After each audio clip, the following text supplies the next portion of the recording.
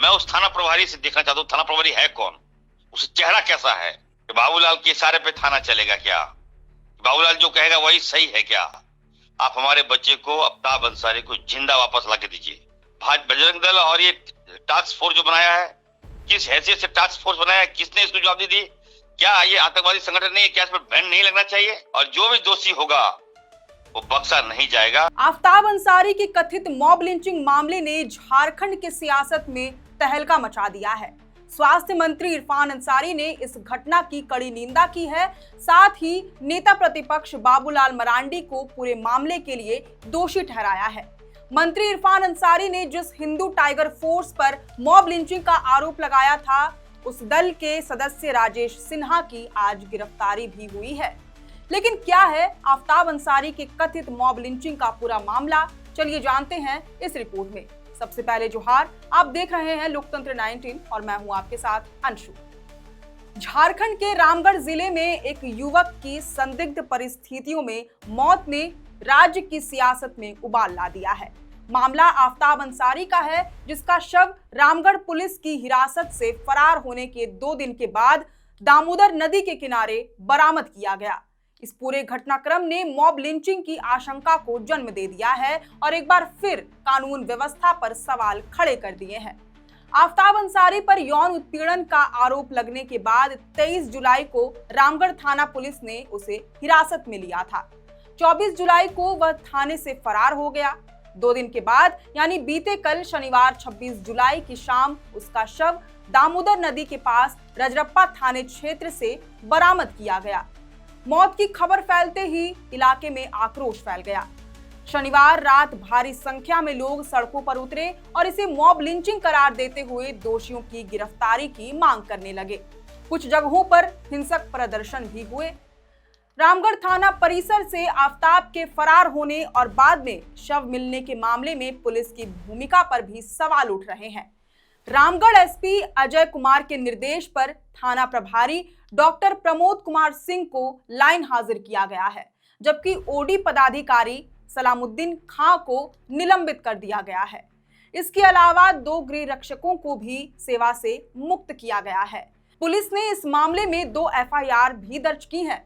पहली शिकायत आफ्ताब की पत्नी सलेहा खातून ने दर्ज कराई है, जिसमें उन्होंने आरोप लगाया है कि 23 जुलाई को उनके पति आफ्ताब पर यौन उत्पीड़न का आरोप लगाकर एफआईआर दर्ज की गई थी।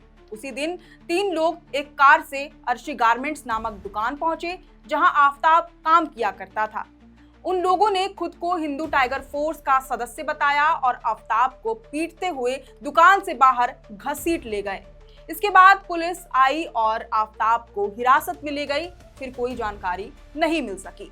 वहीं दूसरी शिकायत अर्शी गारमेंट्स की मालिक नेहा सिंह ने दी है। नेहा ने भी एफआईआर में आरोप लगाया है कि आफ्ताब को जान से मारने की नीयत से पीटा गया। आरोपियों ने मुस्लिम धर्म को निशाना बनाते हुए गालियां दी और कर्मचारियों से भी बदतमीजी की। किसी तरह आफ्ताब को बचाकर अंदर के कमरे में बंद किया गया। इस घटना को लेकर सोशल मीडिया पर भी जमकर अफवाहें फैली। दीपक सिसोदिया नामक व्यक्ति की फेसबुक पोस्ट में आफ्ताब को पकड़कर न्याय दिलाने का दावा किया गया।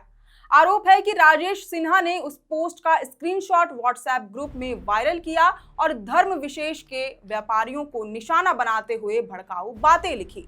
वहीं पुलिस के अनुसार प्रारंभिक जांच में आशंका है कि आफ्ताब नदी पार करते समय डूब गया होगा, लेकिन सच्चाई का पता पोस्टमार्टम रिपोर्ट आने के बाद ही चलेगा। इस घटना को लेकर सियासी बवाल भी तेज हो गया है।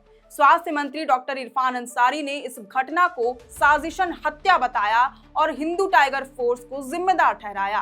उन्होंने नेता प्रतिपक्ष बाबूलाल मरांडी को इस कथित साजिश का मास्टरमाइंड बताया और सीधे आरोप लगाते हुए कहा, मरांडी के भड़काऊ ट्वीट्स और बयानों ने पूरे माहौल को जहर से भर दिया।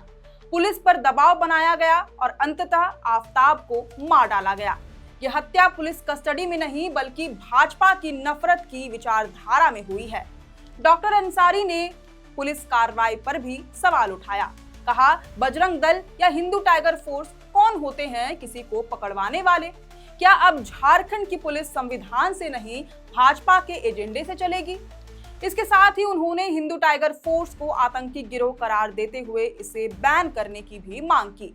मंत्री इरफान अंसारी ने साफ कहा कि अगर पुलिस वर्दी में रहकर भगवा संगठनों के इशारे पर काम कर रही है तो यह लोकतंत्र नहीं, तानाशाही है। इसके साथ ही मंत्री इरफान अंसारी ने मुख्यमंत्री हेमंत सोरेन से तत्काल कार्रवाई की मांग की है। विपक्ष पर हमला करते हुए उन्होंने कहा, भाजपा और उसके समर्थक संगठनों की नफरती साजिश अब जानलेवा बन चुकी है। फिलहाल आज इस मामले में पुलिस ने हिंदू टाइगर फोर्स के सदस्य राजेश सिन्हा को गिरफ्तार कर लिया है। मिली जानकारी के मुताबिक आफ्ताब के साथ मारपीट करने वालों में से 2 लोगों की पहचान भी हुई है, जिनमें शहर के दुसाद मोहल्ला निवासी मनीष कुमार पासवान और हेसला गांव निवासी गंगा बेदिया शामिल हैं। पुलिस अब इस पूरे घटनाक्रम की गहराई से जांच कर रही है। साथ ही 4 विशेष टीमें बनाकर अन्य आरोपियों की तलाश की जा रही है। ऐसे में अब यह मामला सिर्फ एक हत्या या हादसा नहीं, बल्कि पुलिस की लापरवाही, सांप्रदायिक तनाव और राजनीतिक साजिश का गंभीर सवाल बन चुका है। जांच जारी है और पूरा राज्य अब इस सवाल का जवाब मांग रहा है, क्या आफ्ताब अंसारी की मौत एक सोची समझी मॉब लिंचिंग थी? वैसे अब इस पूरी घटना पर आपकी क्या प्रतिक्रिया है, ये हमें कमेंट करके जरूर बताएं। अगर आपको ये पूरी जानकारी पसंद आई हो तो इस वीडियो को जरूर से लाइक और शेयर करें। हमारे चैनल लोकतंत्र 19 को फेसबुक, यूट्यूब, इंस्टाग्राम समेत सभी डिजिटल प्लेटफॉर्म्स पर जरूर से फॉलो करें। फिलहाल लेते हैं अलविदा। जोहार।